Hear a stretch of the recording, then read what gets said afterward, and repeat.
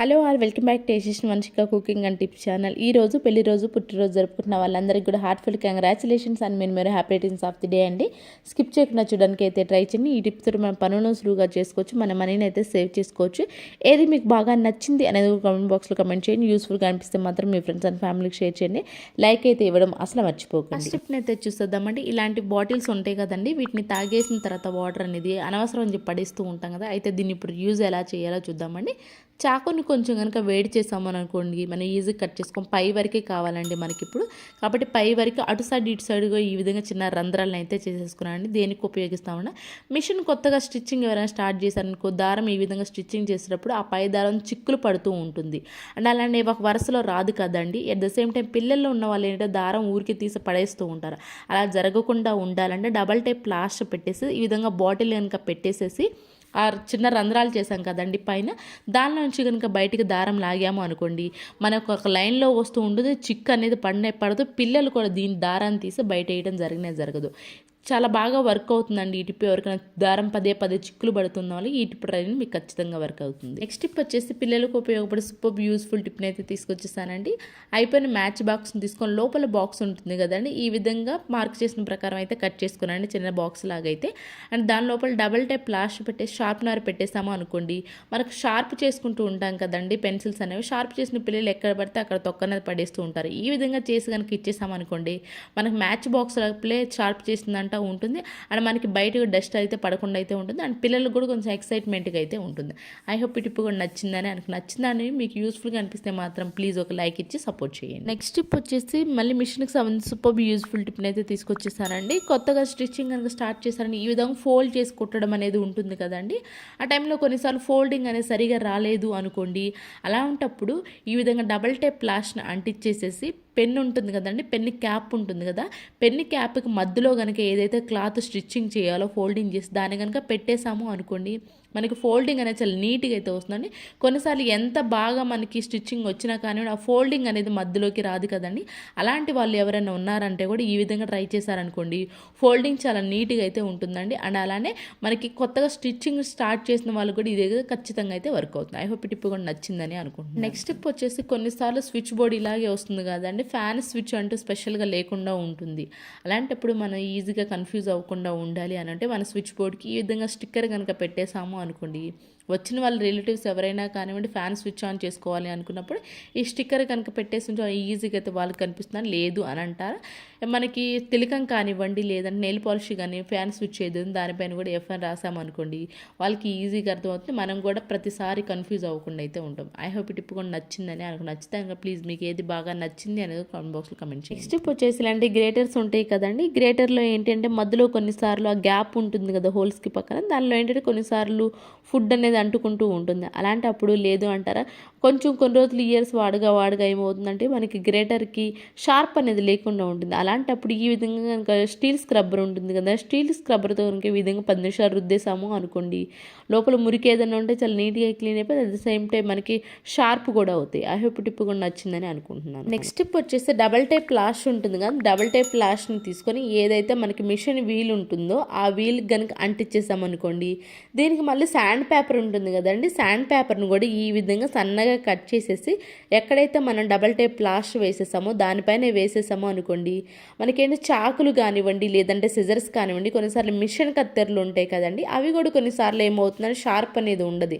అలాంటప్పుడు ఇంట్లోనే మనం షార్ప్ చేసుకోవాలి అని అనుకుంటే మాత్రం ఈ విధంగా శాండ్ పేపర్ ఉంది అనుకోండి, వీల్కి పెట్టేసేసి మనకి ఈజీగా అయితే చాకులు కానివ్వండి కత్తెరలు కానివ్వండి ఇంట్లోనే షార్ప్ చేసుకోవచ్చు. నెక్స్ట్ టిప్ వచ్చేసి ఈ చలికాలంలో ఏంటంటే బట్టలు మనం ఎంతసేపు బయట ఆరబెట్టినా కానివ్వండి కొంచెం చల్లగా ఉన్నట్లు అనిపిస్తూ ఉంటాయి కదండి, అలాంటప్పుడు మనం తీసుకొచ్చి వెంటనే కబోర్డ్లో కనుక పెట్టేసాము అనుకోండి, మన కబోర్డ్ కూడా కొంచెం స్మెల్ అనేది వస్తూ ఉంటుంది. అలా జరగకుండా ఉండాలి అని అనుకుంటే మాత్రం కాటన్ క్లాత్లో కానివ్వండి లేదా అంటారు ఇలాంటిది బ్లాంకెట్ ఏదైనా ఉంది అనుకోండి చిన్నది, దీనిలో కనుక చుట్టేసి ఆ బట్టల్ని 1 గంట 2 గంటల పాటు అలానే వదిలేసాము అనుకోండి, ఆ చల్లగా ఉన్న బట్టలైన చల్లదనం అయితే లేకుండా అయితే ఉంటే మన బట్టలు కూడా బ్యాడ్ స్మెల్ ఏదైనా లేకుండా అయితే ఉంటాయి. ఐ హోప్ టిప్ కూడా నచ్చిందని. ఇలాంటి టిప్స్ మన ఛానల్లో బోల్డ్ అయితే ఉన్నాయండి, ప్లీజ్ ప్రీవియస్ వీడియోస్లోకి వెళ్ళండి చూడండి, మీకు నచ్చితేనే సబ్స్క్రైబ్ చేసుకోండి. నెక్స్ట్ టిప్ వచ్చేసి ఇప్పుడు చిన్నలు పెద్దలు ప్రతి ఒక్కళ్ళు అయితే ఈ స్పెక్స్ అనేవి వాడుతూ ఉన్నారు కదండి, అయితే కొన్నిసార్లు ఏమవుతుందంటే బ్లర్గా కనిపించడం అలాగే చిన్న చిన్న మరకలు చేతులతో పట్టుకుంటూ ఉంటారు కదా, ముఖ్యంగా పిల్లలు చేతులతో టచ్ చేస్తూ ఉన్నప్పుడు చిన్న చిన్న మచ్చలుగా పడిపోతూ ఉంటాయి కదా, మచ్చల మరకలు పడిపోతూ ఉంటాయి. అలాంటప్పుడు బయటికి తీసుకొని వెళ్ళి క్లీన్ చేస్తే క్లీన్ అవుతుందిలే కానివ్వండి, మన ఇంట్లోనే నీట్గా క్లీన్ అవ్వాలి, ఎలాంటి కెమికల్ వాడుకునే వాళ్ళు కొంచెం లిక్విడ్ అనేది వాడుతూ ఉంటారు కదా, అలాంటిది ఏమీ లేకుండా ఇంట్లో మనం నీట్గా క్లీన్ చేసుకోవాలనుకునే వాళ్ళు ఎవరన్నా ఉన్నారనుకుంటే మాత్రం వ్యాజిలిన్ పెట్రోలియం జెల్ ఉంటుంది కదండి, వ్యాజిలిన్ పెట్రోలియం జెల్ కొంచెం ఫ్రంట్ బ్యాక్స్ రెండు సైడ్లు అప్లై చేసేసి ఇయర్ బడ్ తోటి ఈ విధంగా మైక్రో ఫైబర్ క్లాత్ ఉంటుంది కదా, ఆ క్లాత్తో కనుక క్లీన్ చేశారనుకోండి, ఆ చిన్న చిన్న మచ్చలో మరకలో బ్లర్గా కనిపించడం అనేది జరగదు. ఐ హోప్ టిప్ కూడా నచ్చితే ప్లీజ్ పక్కన బెల్ సింబల్ అయితే యాక్టివేషన్లో ఉంచుకొని ఆల్ అనే బటన్ని ప్రెస్ చేయండి. అండ్ నెక్స్ట్ టిప్ వచ్చేసి ఈనో ప్యాకెట్ కనుక తెచ్చుకున్నామంటే మొత్తం కంప్లీట్గా వాడేసుకుంటే ఓకే, కానీ కొంచెం వాడేసుకొని కొంచెం కనుక ఉంది అనుకోండి, ఈ విధంగా గాలి వెళ్ళిపోయి లోపల పౌడర్ అంతా పాడైపోయి గడ్డలాగా ఫామ్ అయిపోతూ ఉంటుంది కదండి. అలా జరగకుండా ఉండాలి అంటే కొంచెం చాకుని కనుక వేడి చేసి ఎక్కడైతే మనకు హోల్ చేసామో అక్కడ ఈ విధంగా అన్నామే అనుకోండి, ఆ హోల్ అనేది క్లోజ్ అయిపోతుంది కాబట్టి మనకి గాలి వెళ్ళదు, లోపల ఉన్న పౌడర్ కూడా మనకి పాడవడం అయితే జరగదు. మళ్ళీ మనకు అవసరమైనప్పుడు ఈజీగా అయితే కట్ చేసుకొని వాడుకోవచ్చు. చూపిస్తున్నాను చూడండి, కొంచెం కూడా పౌడర్ అని కింద పట్లే. ఎప్పుడైనా సరే ఈ విధంగా పౌడర్ మిగిలినప్పుడు ఇలా ట్రై చేయండి. నెక్స్ట్ టిప్ వచ్చేసి గ్రీన్ స్క్రబ్బర్ ఉంటుంది కదండి, గ్రీన్ స్క్రబ్బర్ని ఈ విధంగా చిన్న రోల్ ఏదైనా ఉంది అనుకోండి, దాని అడుగును కనుక పెట్టేసుకున్నాము, దీని లోపల అంటే మన అల్లం వెల్లుల్లి పేస్ట్ లేదంటే ఏదైనా చిన్న పచ్చళ్ళ దంచుకునేటప్పుడు అడుగున ఏది పెట్టకుండా దంచుకున్నామే అనుకోండి, సౌండ్ అనేది వస్తూ ఉంటుందండి.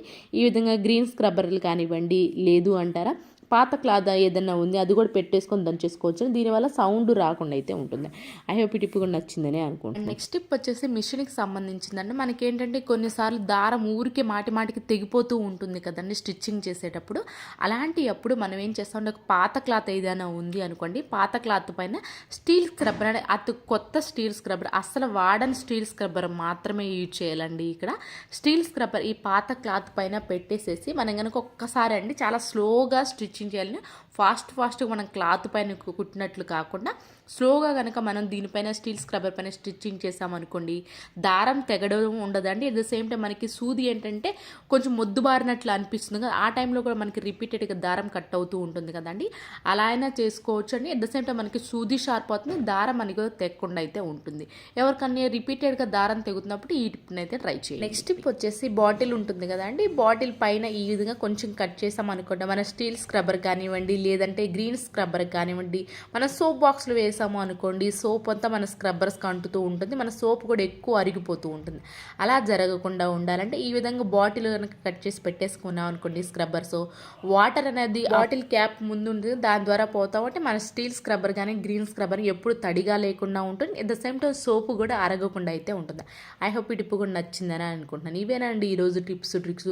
యూస్ఫుల్గా అనిపిస్తే మాత్రం ఈ టిప్స్ అని ఒకసారి ట్రై చేయండి. ఏది మీకు బాగా నచ్చింది అనేది కామెంట్ బాక్స్లో కమెంట్ చేయండి, లైక్ చేయండి, షేర్ చేయండి, సబ్స్క్రైబ్ చేసుకోవడం మాత్రం అసలు మర్చిపోకుండా. రేపటి వీడియోలో మంచి టిప్స్ ఇస్తూ మళ్ళీ మీ ముందుకు వస్తాను. అంతవరకు మీ అందరైతే హ్యాపీగా ఉండాలని హార్ట్ఫుల్గా అయితే కోరుకున్నాను. Thank you so much for your watching.